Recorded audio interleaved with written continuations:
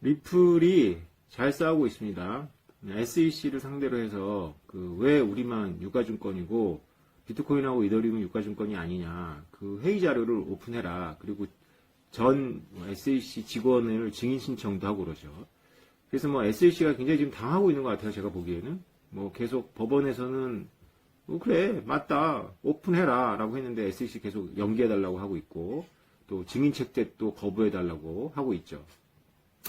이것은 비트코인하고 이더리움하고도 관련이 있습니다. 그래서 우리가 좀 이렇게 면밀히 살펴봐야 하는데요. 일단 제 생각에는 SEC는 지금 자기네 내부 자료가 공개되면 여러 가지 소송에 직면할 것 같습니다. SEC는 이제 이 주무 관청이 없는 비트코인과 이더리움과 이 암호화폐 세계에서 주무 관청 역할을 했어요. 2017년도에는 ICO는 모든 ICO는 거의 대부분 유가증권이라 판단을 내려서 붐을 껐죠. 2021년에 붐은 앨런 머스크가 장난쳐가지고 꺼졌다면 2017년도의 붐은 사실은 SEC의 ICO 판단이 결정적인 역할을 했다라고 저는 봅니다. 자, 그런데 SEC는 이제 그 이후에 ICO가 벌어지면 유가증권이라고 판단을 내리고 몰수한다거나 형량 거래를 해가지고 무효하고 막 계속 그런 일을 했어요. 그리고 하라는 비트코인 ETF 신청은 계속 뜸들이고 있고 그리고 계속 뜸들이다가 해줄 것 같이 하다가 계속 또 이렇게 기각시키고 거절하고 그래서 시간을 끌어왔죠. 그래서 사실은 SEC는 재밌을 것 같아요. 그러니까 SEC가 어떤 생각을 하는지에 대해서 시장이 요동하고 이런 거를 즐기고 있다 이런 생각이 들어요. 제가 비트코인을 좋아하는 이유는 여러 가지가 있지만 100가지도 넘는데 그 중에 하나는 내부자 정보가 없기 때문이거든요. 그러니까 비트코인은 내가 공부하면 내가 정보를 제일 많이 하는 거지 누가 더 많은 정보를 갖고 저를 이렇게 농락할 수가 없어요. 그러나 주식은 어떤가요? 큰 기업은 그렇다 치고 작은 기업들은 정말 내부자 정보의 천국이죠. 사실은 아무리 정직해도 그 사장, 이사회 멤버들 그리고 특수 관계인들이 먼저 정보를 알지 일반 투자자가 정보를 먼저 알지 않잖아요. 근데 하루나 이틀 먼저 정보를 아는 것과 결정적이죠.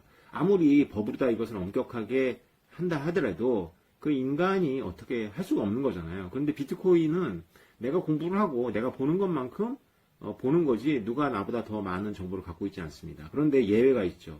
바로 지금 SEC가 ETF를 만약에 허가한다면 이들은 내부자 정보를 갖고 있는 거죠. 만약에 기류가 허가 쪽으로 간다 그러면 일주일이나 최소 보름 정도 전에는 알 수 있지 않을까요? 그럼 비트코인 사겠죠? SEC만큼이나 제가 보기에 비트코인 관련해서 내부자 정보를 갖고 있는 건 또 중국 공산당인 것 같아요. 근데 이제 중국 공산당은 계속 이렇게 강경책 일변도로 가고 있기 때문에 카드가 이제 소진이 되고 있는 거죠. 마지막 카드를 쓰지 않았을까 싶어요. 저는 채굴을 금지하는 것이. 그런데 SEC는 계속 이제 ETF 가지고 이렇게 밀었다, 끌었다 이렇게 밀당을 하고 있는 거죠. 눈에 보여요. 이렇게 자기네들이 주도권은 뺏기고 싶지 않고 그렇다고 비트코인과 이 암호화폐가 막 이렇게 잘 되는 거는 좀 아닌 것 같고 그래서 이렇게 영향력은 과시하고 싶고 잘 되게는 하고 싶지 않고 이런 생각을 하고 있는데 이번에 리플한테 제대로 걸렸죠.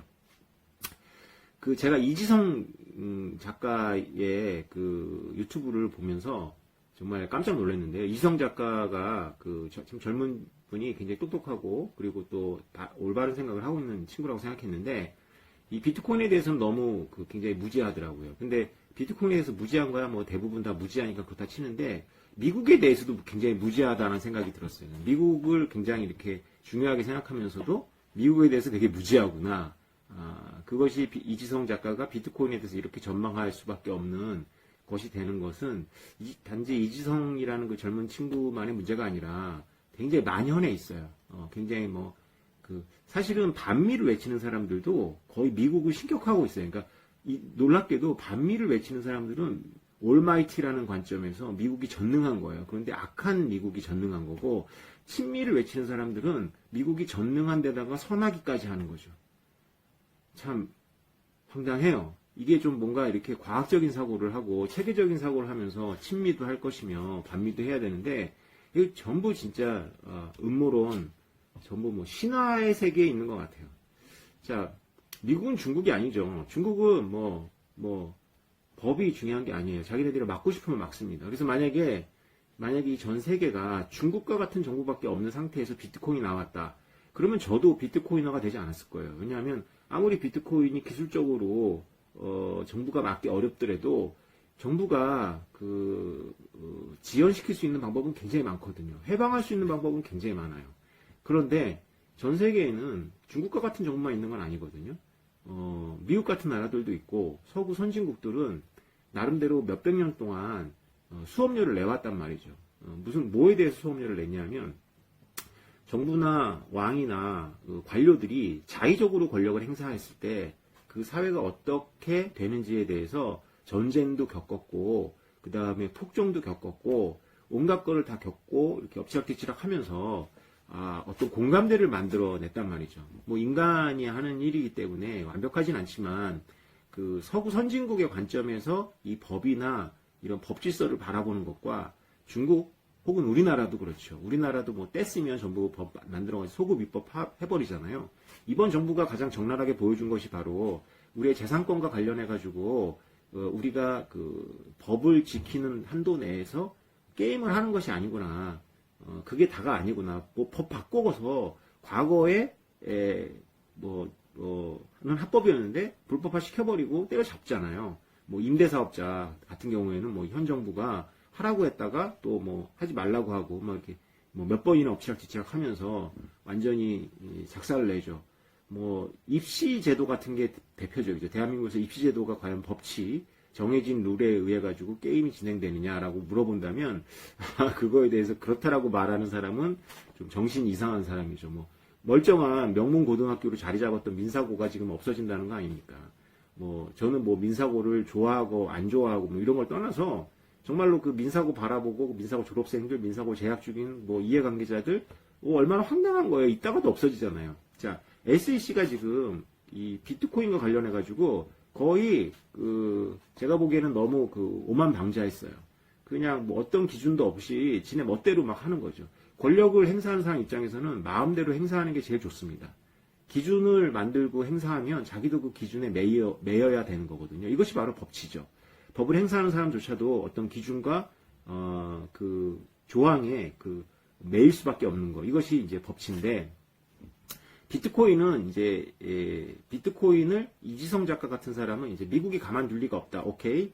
미국이 비트코인을 좋아하지 않는다. 미국이 싫어한다. 달러 패권에 도전한다. 뭐 오케이. 뭐 그렇게 생각할 수 있어요. 그런데 미국이 가만두지 않는다. 어떻게 가만두지 않죠? 여러분 제가 이런 비유를 한번 들어볼게요. 여러분의 뇌수에 기생충이 들어갔어요. 기생충을 죽이려면 여러분도 죽여야 돼. 여러분도 죽어야 돼. 기생충을 없앨 거예요? 물론 뭐 의학이 발달해서 여러분은 죽지 않으면서 기생충을 없앨 수 있으면 그게 가장 좋겠지만 현재의 기술로는 그럴 수가 없다. 그러면 기생충을 죽이기 위해서 여러분을 죽이는 것이 과연 좋은 선택이겠습니까? 그렇지 않잖아요. 비트코인은 왜 우리가 비트코이너들이 비트코인을 열광하냐 하면 비트코인은 법치를 어쨌건 외항이라도 법치 형태를 갖고 있는 국가 미국을 말하는 거예요. 미국이 자신의 체제적 속성을 완전히 포기하지 않는 한 못 막습니다. 다시 말씀드릴게요. 미국이 자신들의 체제적 속성을 완전히 탈바꿈하지 않는 한 못 막아요. 그리고 비트코인은 굉장한 결단이 필요하죠. 그러니까 어떤 꼼수로다가 비트코인을 이렇게 가격을 떨어뜨리고 협박하고 윽박지를 수는 있지만 미국이 자신의 체질을 바꾸지 않고서는 못 막습니다. 지금 이 리플과 SEC의 소송이 바로 그거예요. 그것이 어떻게 드러나는지를 이제 단편적으로 우리한테 예측 가능할 수 있도록 보여주고 있잖아요. 리플이 당하고 있지만은 않잖아요. 리플 재단이 돈이 많아요. 그래서 좋은 변호사 써가지고 바로 미국의 민주주의의 핵심을 치고 들어가는 거죠. SEC, 니네 지금 권력을 자의적으로 행사하고 있어. 이더리움이야말로 생길 때부터 비트코인으로 투자받아가지고 생긴 거거든? 있지도 않은 거 가지고 만든다라는 백 써가지고 비트코인으로 투자받았어. 그 이더리움은 왜 유가증권이 아니고, 왜 우리는 그렇게 투자받은 것도 없는데 우리는 유가증권이야? 왜 니네 마음대로 해? 니네가 회의한 그 기록 오픈해. 이거 오픈하면 어떻게 될까요? 여태까지 SEC한테 핍박받았던 사람들이 전부 소송할